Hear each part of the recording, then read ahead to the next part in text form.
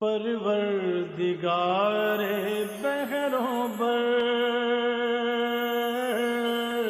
پروردگار بہروں اعوذ باللہ من الشیطان الرجیم بسم اللہ الرحمن الرحیم ان اللہ وملائکتہ یصلون علی النبی یا ایہا الذین آمنوا صلوا علیہ وسلموا تسلیما اللہم صل علی سیدنا ونبینا وشفیعنا ومولانا محمد وعلی آل محمد وبارک وسلم۔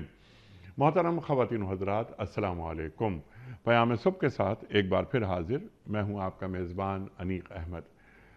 خواتین و حضرات، پیام صبح میں قرآن کریم کے مختلف آیات کے تعلق سے ہم روزانہ سیکھتے ہیں اپنے ملک کے جید علماء سے، اور قرآن کریم کے ان آیات کے ایک ایک لفظ پر بات ہوتی ہے، ایک ایک آیت پر بات ہوتی ہے، اور جاننے کی یہ کوشش کرتے ہیں کہ ہمارے معزز علماء ہمیں قرآن کریم سے قریب کریں اور علوم قرآنی سے قریب کریں۔ اللہ تعالی ہمیں کیسا دیکھنا چاہتا ہے، ہمیں کہاں دیکھنا چاہتا ہے۔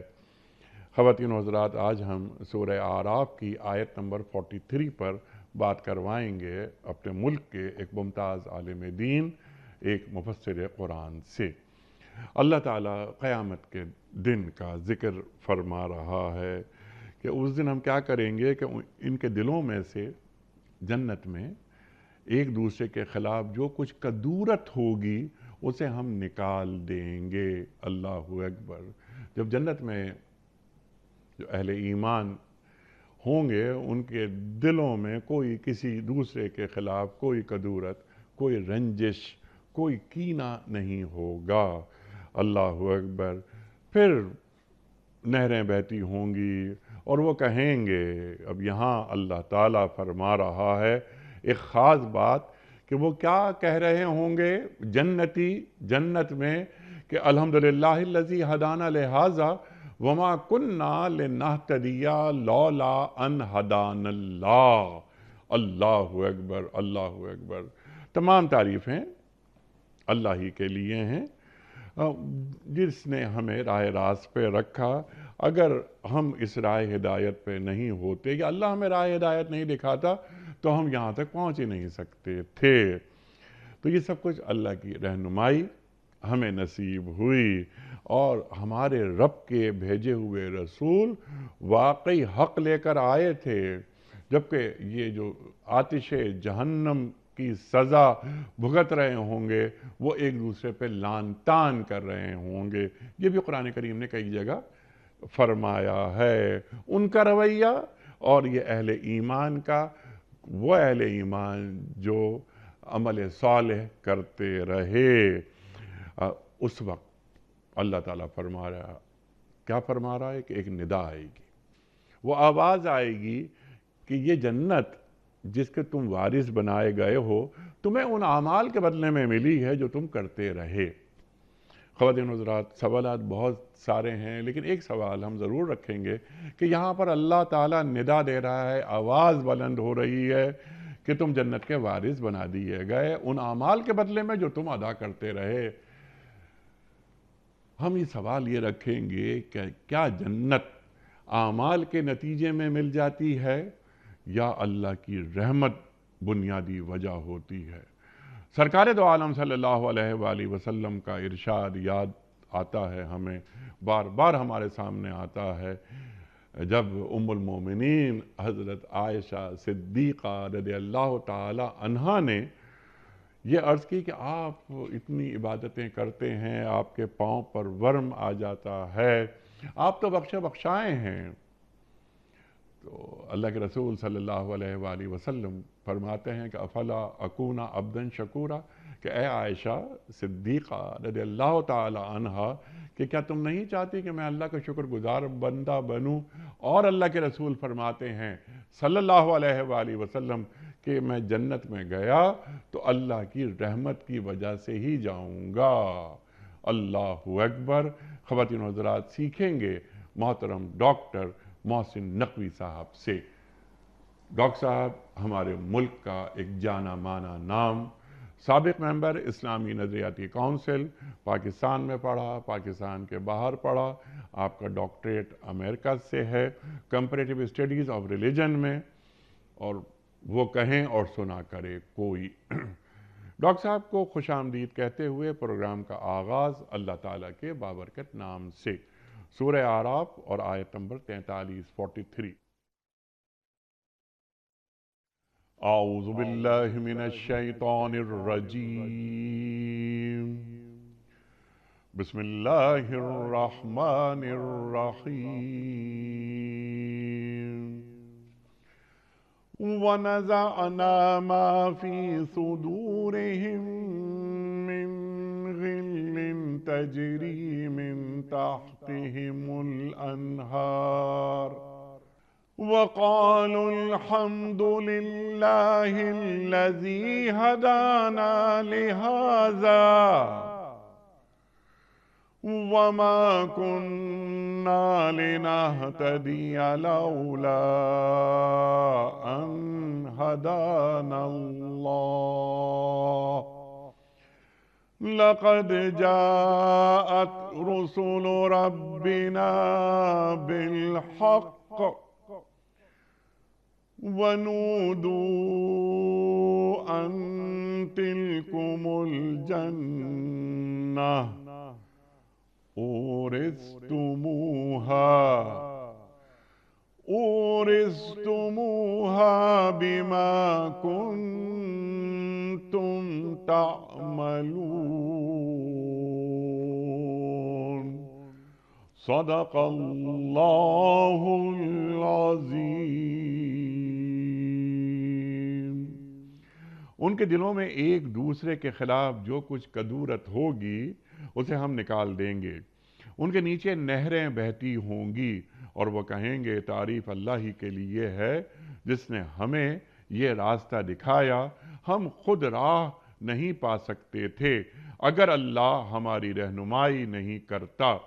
ہمارے رب کے بھیجے ہوئے رسول صلی اللہ علیہ وآلہ وسلم واقعی حق ہی لے کر آئے تھے۔ اس وقت ندا آئے گی کہ یہ جنت جس کے تم وارث بنائے گئے ہو تمہیں ان اعمال کے بدلے میں ملی ہے جو تم کرتے رہے تھے۔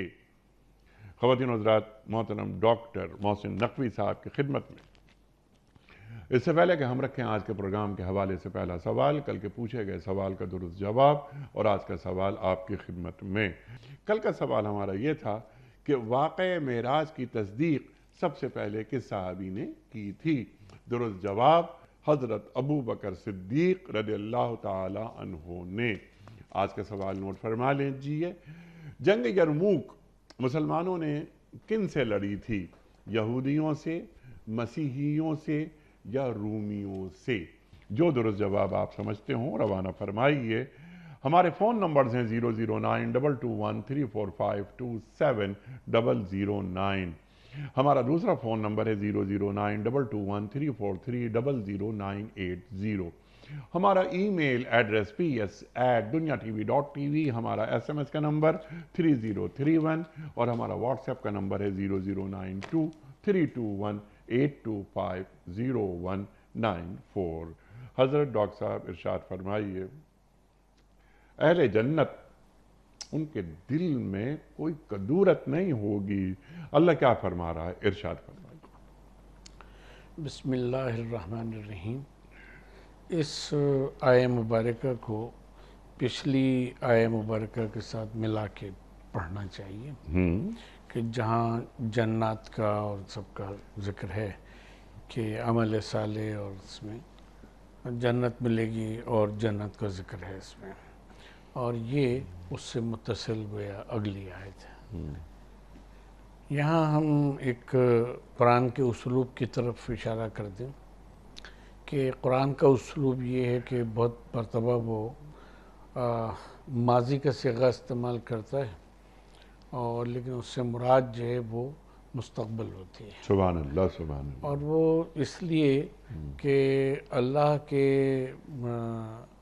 نے تو کن کہہ کے کائنات کو پیدا کیا، اور اس میں چاہے جنت ہو، چاہے دوزخ ہو، چاہے یہ کائنات ہو، سب کچھ گویا کہ اس کے علم میں تو ہمارے نسبت سے وہ سب مستقبل ہیں، اور اللہ کی نسبت سے سب کا سب ماضی ہے کہ جو اس نے کر دیا. سبحان اللہ. اور پھر کل یومن ہوا فی شن، وہ روزانہ ایک نئی شان کے ساتھ جلوہ گر ہوتا ہے. جو لوگوں کے ضروریات ہیں، مسائل ہیں، ان کا رزق ہے، صحت ہے، وہ ساری چیزیں اس کا وہ حکم کرتا ہے، وہ چیزیں وجود میں آتی ہیں، وہ سب ہوتا ہے. تو یہاں جو ماضی کا صیغہ استعمال کیا گیا ہے، اور وہ کیا گیا کہ ہم نے ان کے سے غل کو دور کر دیا.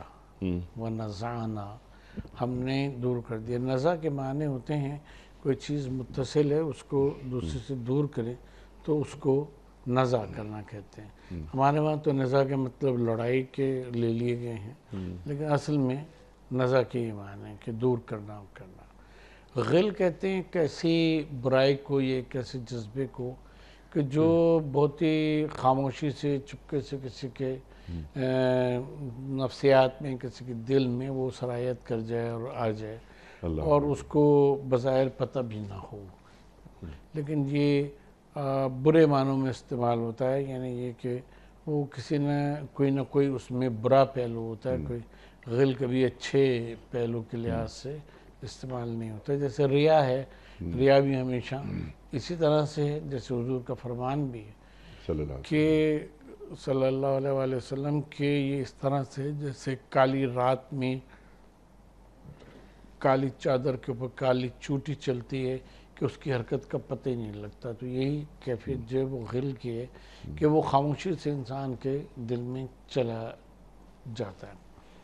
اچھا، وہ ایسی چیزیں ہوتی ہیں کہ یہاں دیکھیں بڑی لطف کی بات یہ ہے، یعنی ایک لطیف نکتہ ہے اللہ تبارک تعالیٰ کی طرف سے کہ غل جب اتنا چھپا ہوا ہوتا ہے تو اس کا مطلب یہ ہے کہ وہ ظاہری عمل کے ذریعے سے ظاہر نہیں ہو رہا ہوتا، ورنہ تو وہ غل نہ رہے.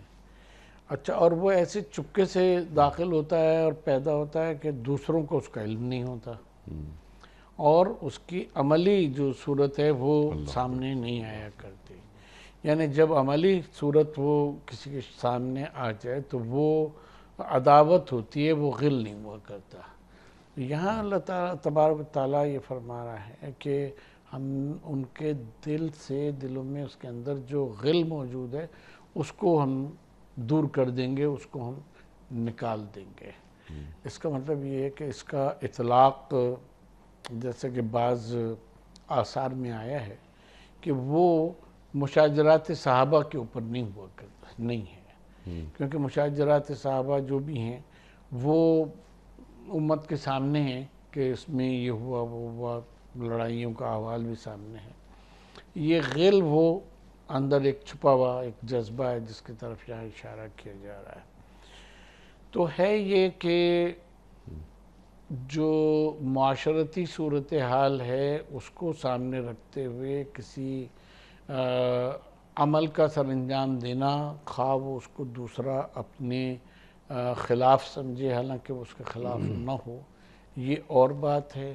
اور دل میں کسی کدورت کا پالنا یہ بالکل دوسری بات ہے، کہ اس کے تحت جو اعمال صادر ہوتے ہیں تو وہ پھر اپنا اثر کبھی نہ کبھی زندگی میں جب تک وہ افراد زندہ رہتے ہیں وہ دکھاتے ہیں. تو گویا ایک طرح سے جو صحابہ اکرام رضوان اللہ تعالیٰ علیہم اجمعین ہیں ان سے اس بات کی نفی کی جا رہی ہے کہ جو تم سمجھتے ہو کہ بعض کے دل میں بعض کی طرف سے کینہ تھا، تو ایسی کوئی بات نہیں ہے، اور اللہ تعالیٰ نے اس کو نکال دیا ہے اور اس کو دور کر دیا ہے. اور یہ سب اپنی صفائے باطن کے لحاظ سے وہی اشداء علی الکفار رحماء بینہم.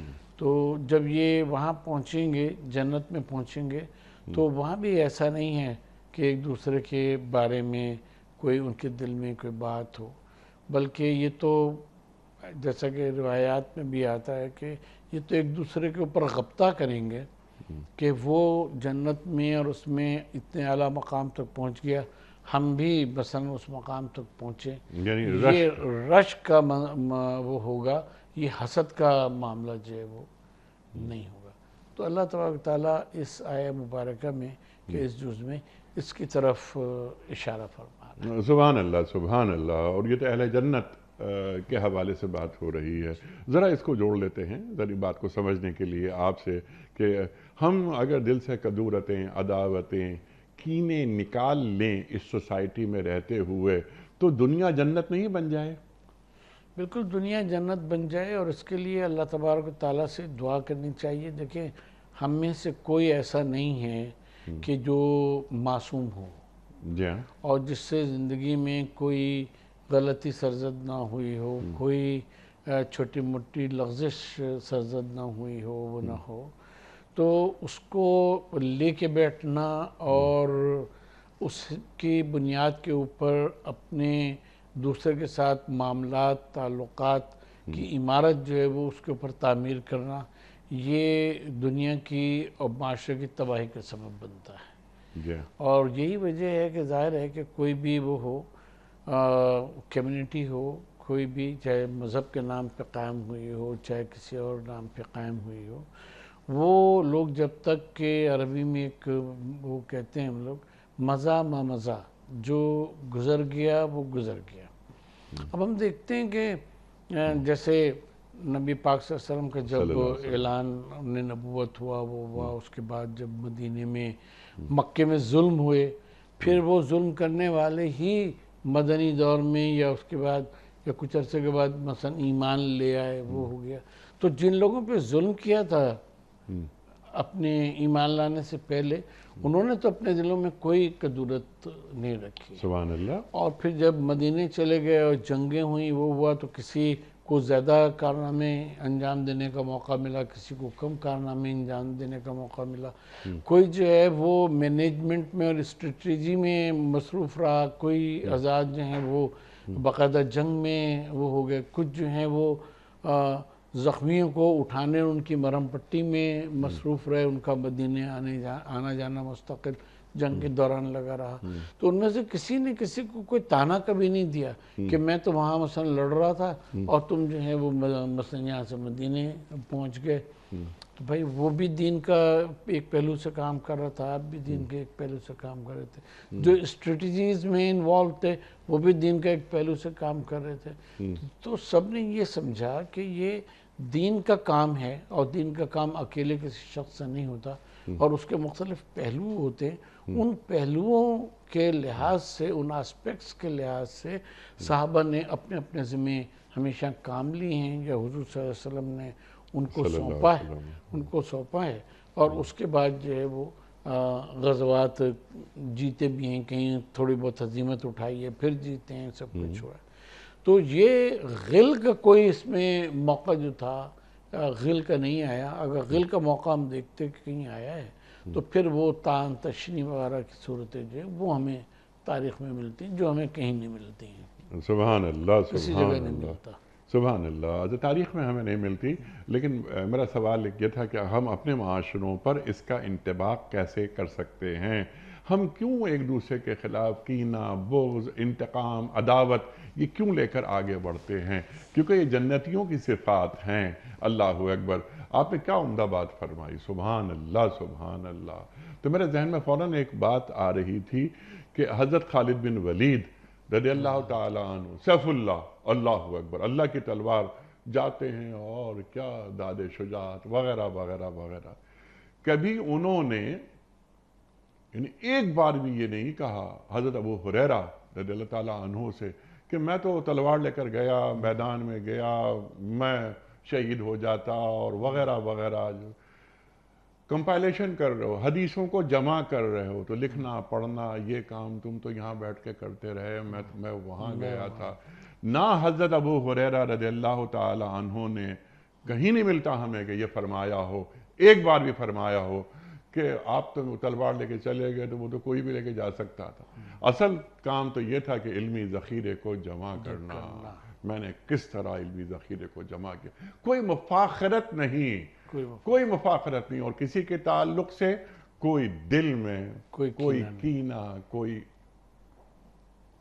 गिल नहीं। बिल्कुल। बस अनफॉर्चुनेटली जो हम उन लोगों के मानने के दावे करते हैं और दावेदार बनते हैं, हमने उन्हीं कहना चाहिए कि رحماء بینہم کو سے تعلقات کے دعوے تو کرتے ہیں، ان سے محبت کے دعوے کرتے ہیں، لیکن وہ اشداء علی الکفار تھے، ہم اشداء بیننا بن چکے ہیں کہ ہم ایک دوسرے کے لیے شدید ہیں، وہ ایک دوسرے کے لیے شدید نہیں بلکہ رحماء بینہم، اللہ جیسا اکبر، قرآن اللہ نے اس کی اکبر، سند دی ہے۔ اللہ اکبر۔ یہ تو بات اہل ایمان کی، فتح مکہ ہو رہا ہے، جی فتح مکہ ہونے کے بعد لا تثریب علیکم اليوم، وہاں بھی کوئی کینہ، بغض، انتقام نہیں۔ حالانکہ تم نے کیا کیا تھا میرے ساتھ اور میرے ساتھیوں کے ساتھ، ہمیں اپنا گھر چھوڑنا پڑا، اپنا شہر چھوڑنا پڑا، اور کس طرح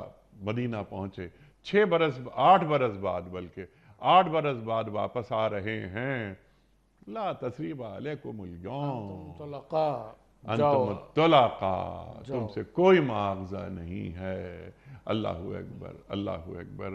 اچھا، یہ بات تو یہاں جو اللہ فرما رہا ہے یہ اہل جنت کے حوالے سے، اہل نار، اہل جہنم، ان کا رویہ قرآن کیا فرماتا ہے؟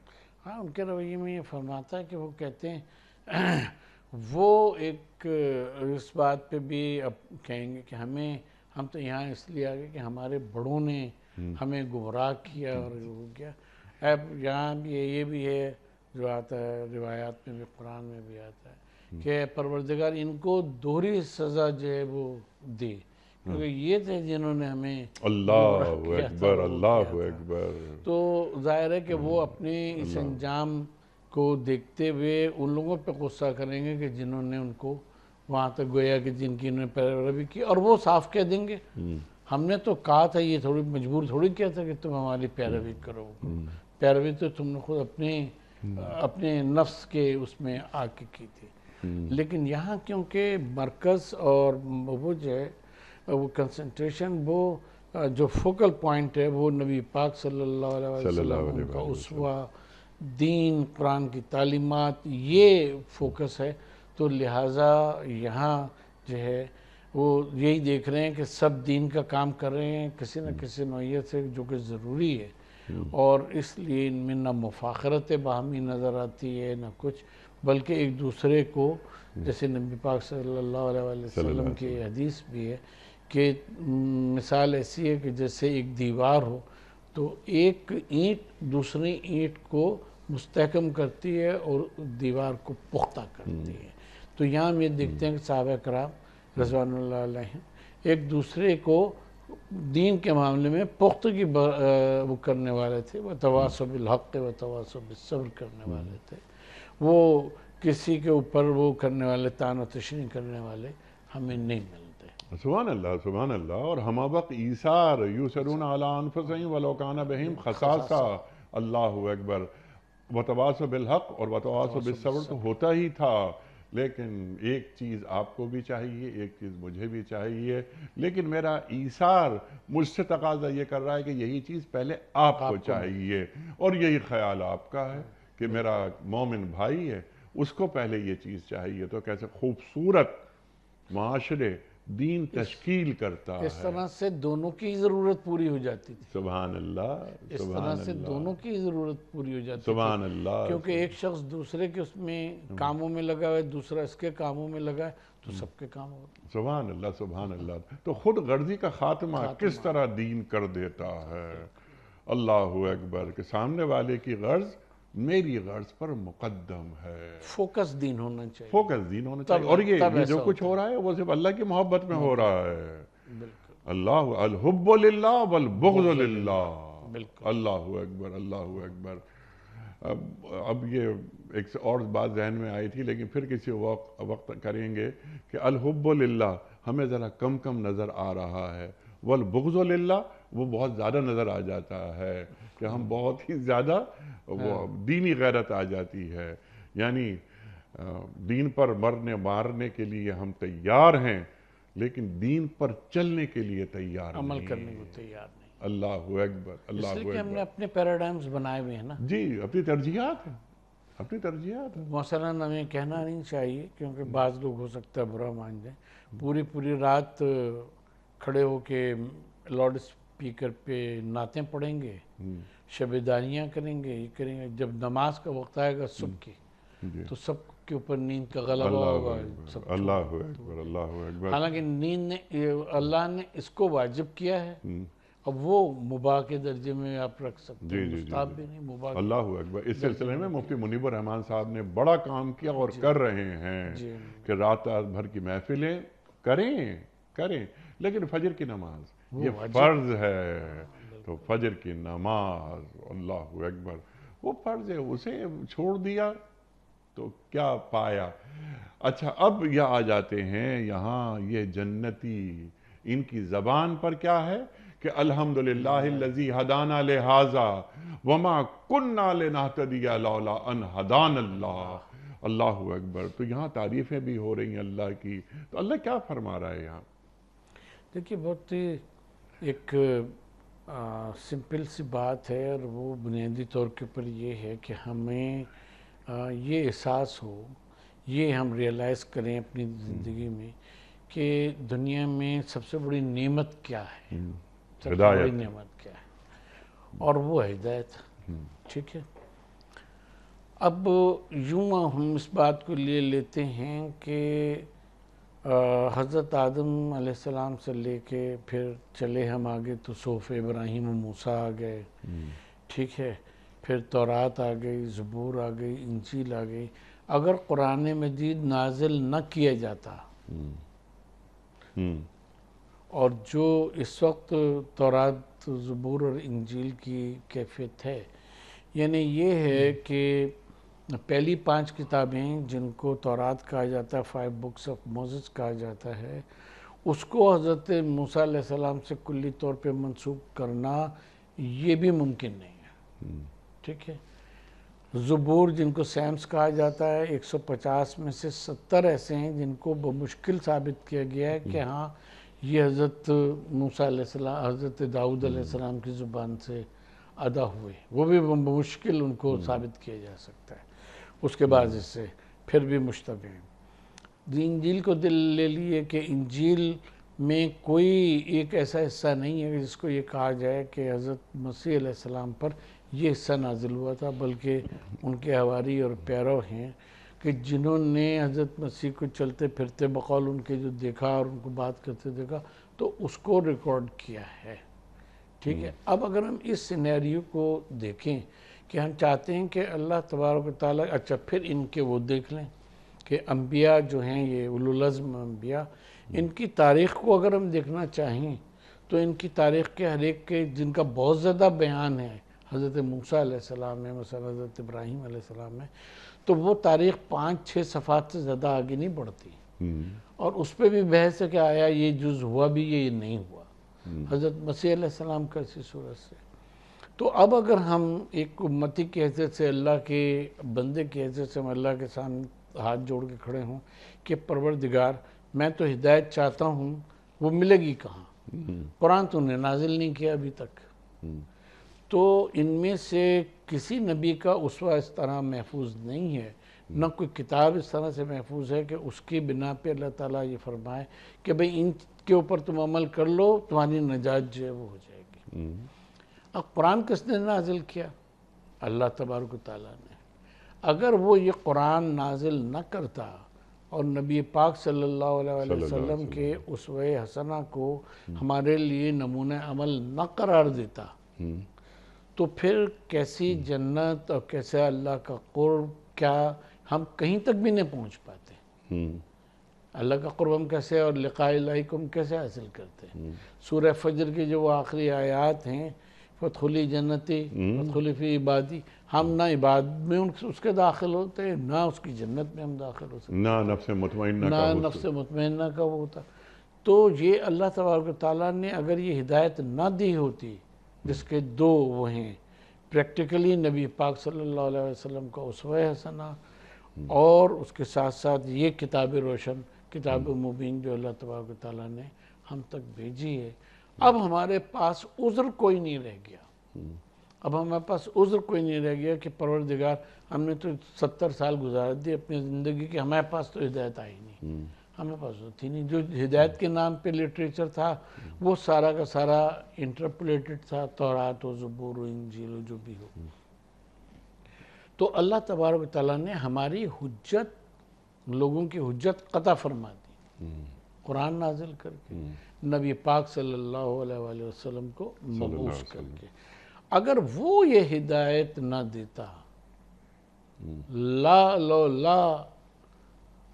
ہدان اللہ، اگر وہ ہمیں ہدایت نہ دیتا لا نہتدی، تو ہم کبھی بھی ہدایت نہیں پا سکتے تھے.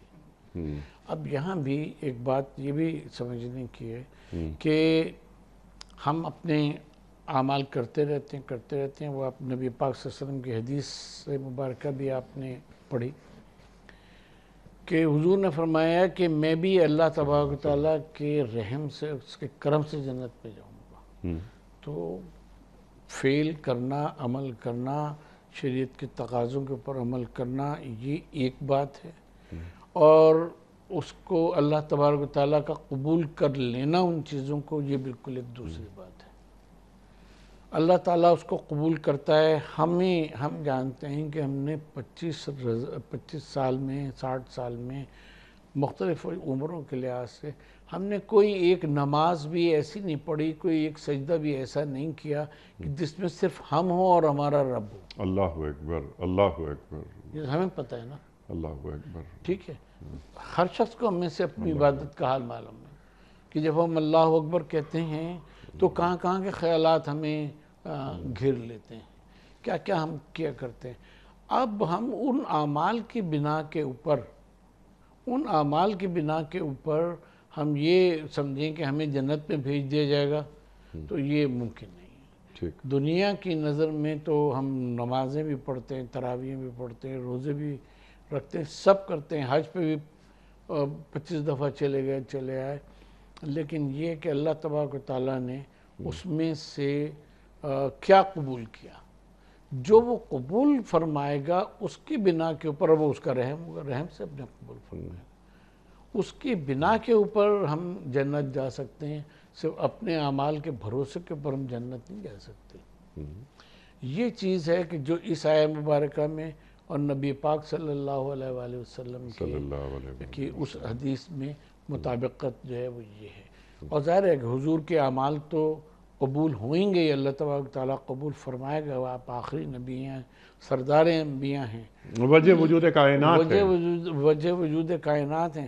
لیکن یہ ہمارے اور آپ کے لیے سبق ہے کہ جب ان کو اپنے اعمال کی قبولیت کی فکر ہے تو ہم ان پہ صرف ایمان لا کے اپنی قبولیت اعمال کے اوپر کیسے بھروسہ کر سکتے ہیں. یہ جو ہے مرحلہ، یہ بہت ہی ضروری ہے. امام زین العابدین علیہ السلام کے لیے یہ ہے، اور بھی بزرگوں کے لیے بہت سے،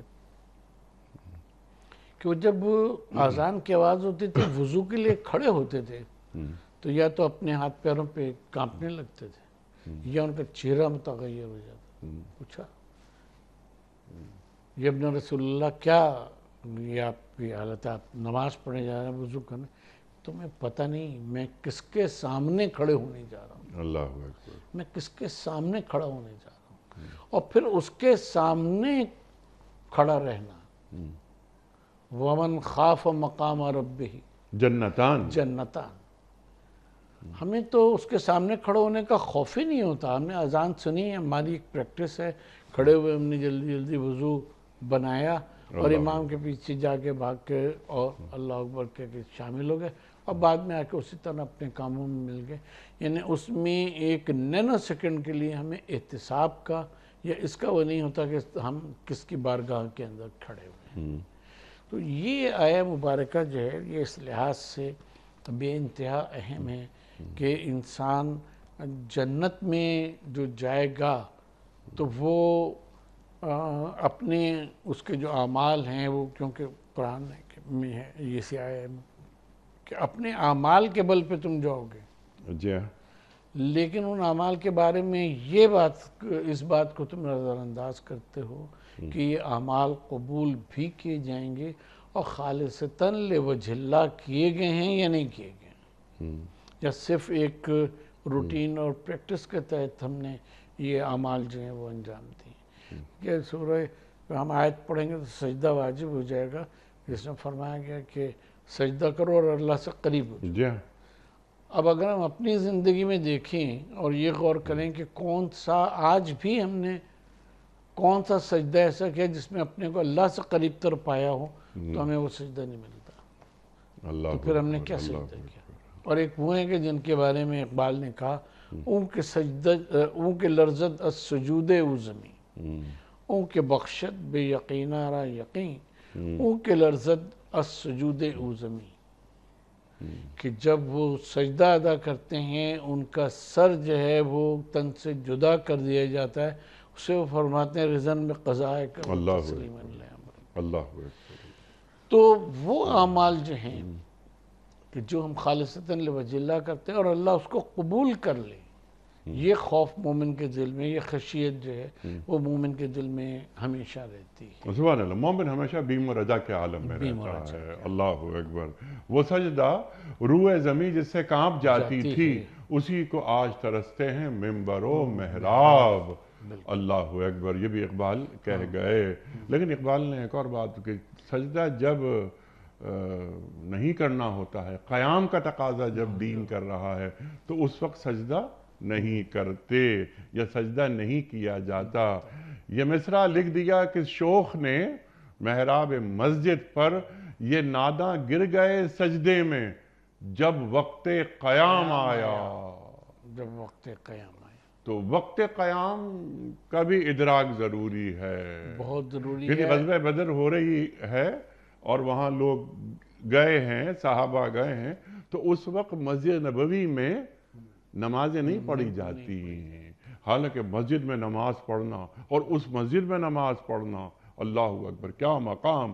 لیکن جب اللہ کے رسول موجود ہیں تو پھر سجدوں سے زیادہ وہاں تلوار کی اہمیت ہے. اور لیکن یہ بھی حضور کے اس میں ملتا ہے، قرآن کی آیت بھی ہے کہ دوران جہاد کس طرح سے نماز ادا کرنی ہے اور کس طرح سے سجدہ کرنا ہے. سبحان اللہ. وہ قیام بھی جو ہے وہ اسی وقت مضبوط ہوگا کہ جب سجدے میں جبیں جو ہے وہ رکھ دی جائے گی، اور یہ ہوگی قیام اللہ تبارک و تعالیٰ کے لیے ہے، اور جس طرح یہ سجدہ اللہ کے لیے ہے. یہ میری شجاعت کی اور میری جو وہ ہے انا، یہ اس کی تسکین کے لیے نہ قیام ہو رہا ہے اور نہ ہی یہ جو ہے سجدہ جو ہے وہ میری انا کی تسکین. سبحان اللہ. اللہ کے لیے، سب اللہ کے لیے، ہر عمل اللہ کے لیے.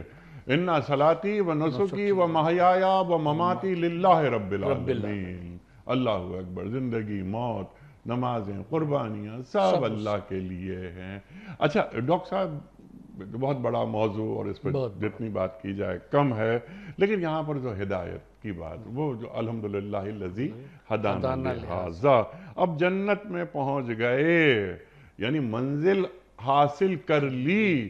اس کے بعد اللہ اکبر، منزل حاصل ہو گئی، یعنی جنت کے بلکہ وارث، جنت کے وارث ہم قرار دے دیے گئے. اللہ اکبر. اے اللہ، اگر تیری ہدایت نہیں ملتی، تیری رہنمائی ہمیں نہیں ملتی تو ہم یہاں تک آ ہی نہیں سکتے تھے. تو اللہ رہنمائی، ہدایت دیتا ہے. کیا اللہ تعالیٰ کی رہنمائی، اللہ تعالیٰ کی ہدایت عمومی نہیں ہوتی؟ اللہ تبارک و تعالیٰ کی ہدایت تو ظاہر ہے کہ عمومی ہوتی ہے، سب کے لیے ہوتی ہے. لیکن یہ کہ جو بڑھ کے ساغر کو تھام لے، وہ ساغر اسی کا ہے. ٹھیک ہے. نبی پاک صلی اللہ علیہ وآلہ وسلم تبلیغ فرمایا کرتے تھے، مکے میں بھی مدینے میں بھی. جو ہدایت کو قبول کر لیتا تھا وہ امت مسلمہ میں داخل ہو جاتا تھا، جو قبول نہیں کرتا تھا وہ بعد میں بھی راندہ درگاہ الہی ہوا اور زندگی میں بھی راندہ درگاہ الہی ہوا. تو یہ بنیادی طور کے اوپر کہ جنت تک ہدایت دی، جنت میں پہنچ گئے. اب وہ گویا یہ ریئلائز کر رہے ہیں اور بتا رہے ہیں کہ اللہ تبارک تعالیٰ کے بتائے ہوئے رستے پر چل کر ہم یہاں تک پہنچے ہیں. اب اگر ہم اپنی زندگی میں یہ سوچتے ہیں کہ ہم فلاں راستے پہ چل کے یا فلاں طریقے کو اختیار کر کے ہم جنت میں چلے جائیں گے، کوئی دوسرا جو ہے وہ کوئی دوسرا راستہ سوچتا ہے، تیسرا جو ہے وہ تیسرا راستہ. بس جیسے ہمارے وہاں یہ ہے دین کے بعض لوگ جو ہیں کہ وہ یہ بات کرتے ہیں کہ ہم بڑے دیندار ہیں، وہ ہیں، ٹھیک ہے، وہ مثلاً سودی کاروبار کرتے ہیں اور وہ اس میں کہتے ہیں کہ بھئی اس میں اتنا نفع ہوتا ہے، اس کے بعد ہم زکوٰۃ جو ہے وہ پوری نکالتے ہیں بلکہ کچھ بڑھا کے نکالتے ہیں، یا بیچ میں ہم چیریٹی کرتے رہتے ہیں، فلاں جگہ ہم نے اسپتال کے لیے اتنا دے دیا، یہ کر دیا، وہ کر دیا، وہ سمجھتے ہیں کہ ان کا مال جو ہے نا وہ پاک ہوتے چلا جا رہا ہے۔ تو اب یہ جو ہم نے کچھ غبن لے کے، کسی کا غصب کر کے، کسی کا کچھ کر کے، سود لے کے جو پیسے ہم نے بنائے ہیں، تو یہ اب ہم نے گویا کہ پاک کر دیے۔ تو انہوں نے اپنے طور کے اوپر متبادل راستے جو ہیں وہ بنائے ہوئے ہیں، وہ سمجھتے ہیں کہ اس کے ذریعے سے ہمیں فوز و فلاح حاصل ہو جائے گی، جنت حاصل ہو جائے گی۔ ٹھیک، اللہ تعالیٰ یہ فرما رہے ہیں کہ نہیں، ہدایت سے وہی ہے کہ جو اللہ نے دی ہے، ٹھیک ہے، اِنَّ تم هُدَى اس کے اللَّهِ هُوَ الْهُدَى، ہدا، وہ تو فرما تم دیا اللہ اس پہ تعالیٰ نے۔ میرا چلو گے تو جنت تک پہنچو گے۔ سبحان اللہ، سبحان اللہ۔ میرا سوال صرف یہ تھا، جو آپ نے اس کا جواب عطا بھی فرما دیا کہ کیا ہدایت عمومی ہوتی ہے؟ آپ نے فرمایا عمومی ہوتی ہے۔ اب یہاں جو بات، دو آیات ہم ذرا رکھتے ہیں۔ ایک تو آج کی یہ آیت کہ الحمدللہ الذی ہدانا لہذا وما کننا لنہتدی لولا ان ہدانا اللہ۔ اللہ اکبر، اللہ کی ہدایت نہیں ملتی تو ہم یہاں تک آ ہی نہیں سکتے تھے، اللہ نے ہمیں ہدایت کے لائق سمجھا۔ آپ نے فرمایا کہ ہدایت عمومی ہوتی ہے نا، اسی ذیل میں انک لا تہدی من احببت ولکن اللہ یہدی من یشاء۔ اب یہ من یشاء، اللہ اکبر، جسے میں چاہوں گا اسے ہدایت دوں گا، اللہ اکبر۔ اور پھر یہ من یشاء جو آیا ہے، اللہ کی مرضی، جسے چاہے ہدایت دے، جس کو چاہے ہدایت نہ دے۔ تو عمومی کیسے ہوئی؟ دیکھیں، عمومی سے مراد ہماری یہ ہے کہ وہ دی جاتی ہے سب کے لیے، اس میں یہ نہیں ہے کہ مثلا جو وقت کا نبی ہے، رسول ہے، وہ کچھ لوگوں کے سامنے تو پیغام الہی کو پیش کرے اور کچھ لوگوں کے سامنے پیش نہ کرے، ایسا نہیں ہے، ٹھیک ہے۔ وہ تو اعلان کرتا ہے کوئی صفحہ پہ چڑھ کے، کہ بھئی کوئی صلاح پہ چڑھ کے کہ بھئی میں نبی بنا کے بھیجا گیا ہوں، ہے فلاں، تو سب کو وہ ہدایت جو ہے سب کے لیے ہے، سب کو پڑھ کے بتائی جاتی ہے، وہ کی جاتی ہے، ٹھیک ہے۔ اس کا مخاطب سارے لوگ ہیں، سارے لوگ ہیں، لیکن یہ ہے کہ اللہ تبارک و تعالیٰ جس کو ہدایت دیتا ہے، ہدایت اس میں وہی پاتا ہے۔ جیسا ایک اور آیت میں، آیہ مبارکہ میں فرمایا کہ اللہ کا باخعون نفس کا اللہ یکون مومنین، کہ یہ ایمان نہیں لا رہے ہیں تو آپ اپنے نفس کو اس میں تباہی میں ڈال دیں گے، ہلاکت میں ڈال دیں گے، نہیں، یہ تو اللہ تبارک و تعالیٰ کے اوپر ہے کہ وہ کس کو ہدایت دیتا ہے یا نہیں دیتا۔ تو یعنی اللہ طلب دیکھتا ہے پہلے، ہاں، طلب ہے، طلب ہے، والذین جاہدوا فینا لنہدینہم سبلنا، اور پھر اس کو وہ، اب دیکھیں حضرت عمر فاروق رضی اللہ تعالیٰ عنہ کا جو واقعہ ہے کہ وہ نکلے کس ارادے سے تھے، جی، ٹھیک ہے، اور کیا ہوا کہ اللہ تبارک و تعالیٰ نے ان کو کس طرح سے ہدایت دی، اپنی ہی بہن سے اور بہنوں ہی سے آیات سنی انہوں نے، اللہ اور کیسا قلب پلٹا۔ چند آیات سننے سے کہاں قلب عام انسان کا یوں پلٹتا ہے وہ، لیکن ایک وہ کوئی، اور خاص طور پہ جب بہن سنائے تو آج کی جو ہماری بہنیں ہیں، کیا ان کا رویہ اپنے بھائیوں کے ساتھ ایسا ہے؟ اور پھر یہ کہ جیسا کہ روایات میں آتا ہے رسول اللہ صلی اللہ علیہ وسلم ان کے ایمان کی دعا کیا کرتے تھے کہ اس کو مسلمان کر دے۔ تو اب وہ چیزیں جو ہیں یہ اللہ کی طرف کی ہدایت کی بات ہو رہی ہے، تو اب وہ انہوں نے سنا، اسی سے ان کے دل اس طرح سے وہ ہو گیا کہ وہ تشریف لائے، اور مطلب یہ کہ ایمان لائے، پھر مسلمانوں نے مسجد اس میں کعبۃ اللہ میں نماز پڑھنا شروع کیا۔ تو یہ جو چیز ہے کہ ہے سب کے لیے، لیکن اس میں طلب ہوتی ہے، جو ریئلائز کرتا ہے، جو اسوہ حسنہ کو دیکھ رہا ہے، فقط لبثت فیکم امرا من قبلی افلا تعقلون، کہ وہ ہزاروں لوگ تھے کہ جو رسول اللہ کے سامنے، رسول اللہ صلی اللہ علیہ وسلم نے 40 سال ان کے سامنے گزارے، لیکن کسی نے اس کو ریئلائز کیا کہ ہاں ایسا شخص نبی ہے اور یہ جو دعویٰ کر رہا ہے بالکل ٹھیک کر رہا ہے، اللہ اور کسی نے کوئی معاند ہو گیا اس کے مخالف ہو گیا وہ، تو اس کو کہاں سے ہدایت ملے گی؟ ہدایت تو اسی کو ملے گی کہ جو آیات الہی کو دیکھ کے، یہ بھی حضور کی زندگی بھی آیت الہی ہے، ان کا اسوہ حسنہ بھی آیت الہی ہے، جو اس کو دیکھ کر اور پھر اللہ کی طرف راغب ہو تو اس کو ہدایت ملتی۔ سبحان اللہ، سبحان اللہ، پھر اللہ کی طرف راغب ہو تو اس کو ہدایت ملتی ہے۔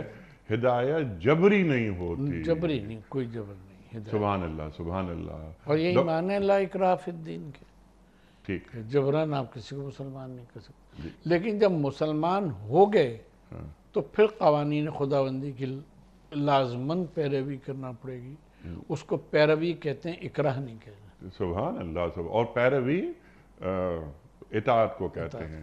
اطاعت محبت سے ہوتی ہے۔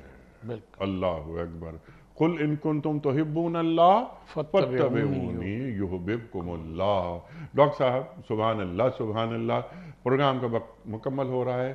آج سورہ اعراف کی آیت نمبر 43 آج ہم نے کیا سیکھا؟ بنیادی طور کے اوپر ہم نے جو سب سے اہم بات سیکھی، جو ہمارے زمانے میں بہت زیادہ اہم ہے سمجھنا، کہ یہ قرآن، یہ آیہ مبارکہ اس آیہ مبارکہ کی تشریح کر رہی ہے جس میں یہ فرمایا گیا صحابہ کرام کے لیے، حضور پہ ایمان لانے والوں کے لیے، کہ اشداء علی الکفار رحماء بینہم۔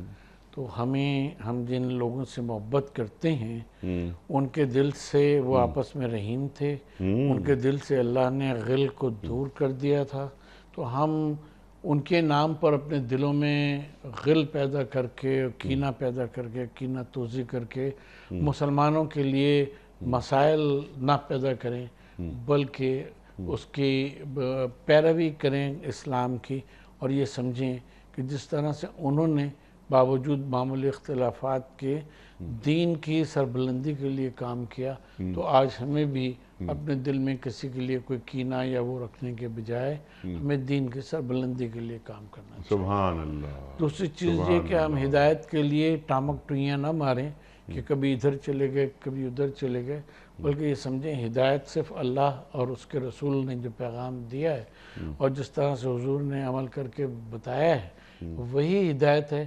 اگر وہ ہم تک نہ پہنچتی تو ہم کبھی بھی ہدایت نہیں پا سکتے تھے، اور آج بھی ہم اس کو چھوڑ کر کسی دوسرے راستے کو ہدایت کے طور پہ اختیار نہیں کر سکتے۔ تو ہمیں اسی کے اوپر چلنا ہے، اسی کے اوپر کرنا ہے، اور اس میں اللہ تبارک و تعالیٰ کی توفیق کو ہر لمحے اپنے لیے طلب کرتے رہنا ہے، کیونکہ وہ اگر ہدایت نہیں دے گا تو ہمیں ہدایت جو ہے وہ نہیں مل سکتی۔ اور یہ اتنا بڑا انعام ہے کہ اس کے اوپر الحمدللہ رب العالمین ہمیشہ اللہ تبارک و تعالیٰ کی حمد کرتے رہنا چاہیے۔ سبحان اللہ، سبحان اللہ، اور ہدایت مستقل مانگنے کی چیز ہے۔ سرکار دو عالم صلی اللہ علیہ وآلہ وسلم نے اپنی حیات طیبہ کی جو آخری نماز ادا فرمائی اس میں بھی اہدنا الصراط المستقیم آپ نے پڑھا، کیونکہ سورہ فاتحہ کے بغیر کوئی نماز ہو ہی نہیں سکتی۔ تو ہدایت مستقل طلب کرنے کی چیز ہے، اور جس طرح آپ نے فرمایا کہ ان ھدی اللہ ھو الھدی، ہدایت بس وہی ہے جو اللہ کی طرف سے آئے۔ عقل کی حد جہاں ختم ہوتی ہے وہی کی حد وہاں سے شروع ہوتی ہے۔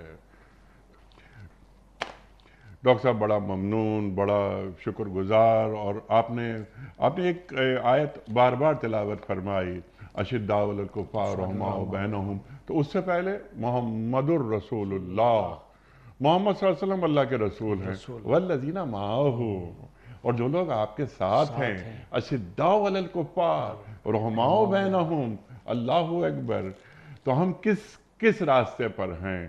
اگر ہم اللہ کے رسول صلی اللہ علیہ وآلہ وسلم کے بتائے ہوئے راستے پر ہیں تو ہم، اور اشداء علی الکفار کا مطلب قطعاً یہ نہیں کہ کفار پہ ہمیشہ شدید، بلکہ انہیں اپنے اخلاق کے ذریعے انہیں متاثر کیا جائے۔ اور رحماء بینہم انما المؤمنون اخوہ، مسلمان تو مسلمان کا بھائی ہوتا ہے، اس کے دل میں کینہ، عداوت، کدورت آ ہی نہیں سکتی۔ اللہ اکبر۔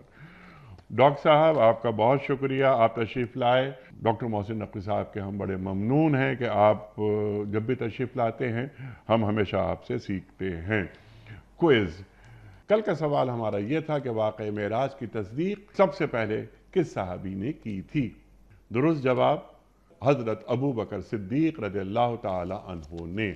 آج کا سوال نوٹ فرما لیجئے، جنگ یرموک مسلمانوں نے کن سے لڑی تھی؟ یہودیوں سے، مسیحیوں سے یا رومیوں سے؟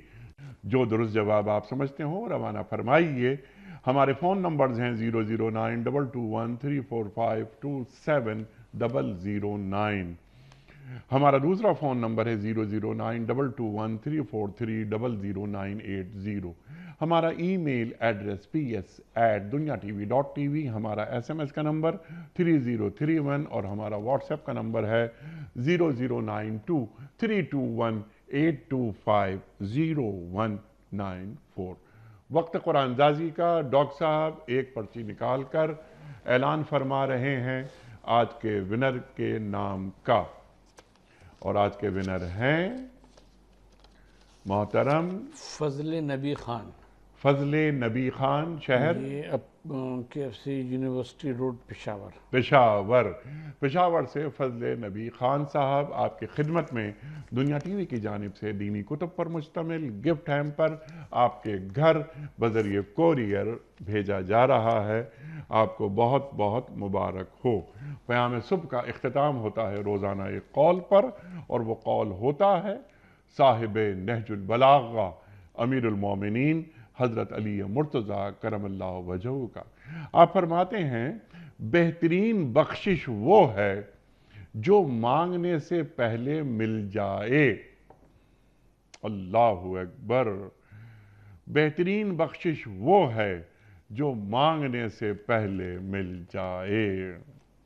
اپنے میزبان انیق احمد کو کل تک کے لیے اجازت دیجیے۔ خدا حافظ۔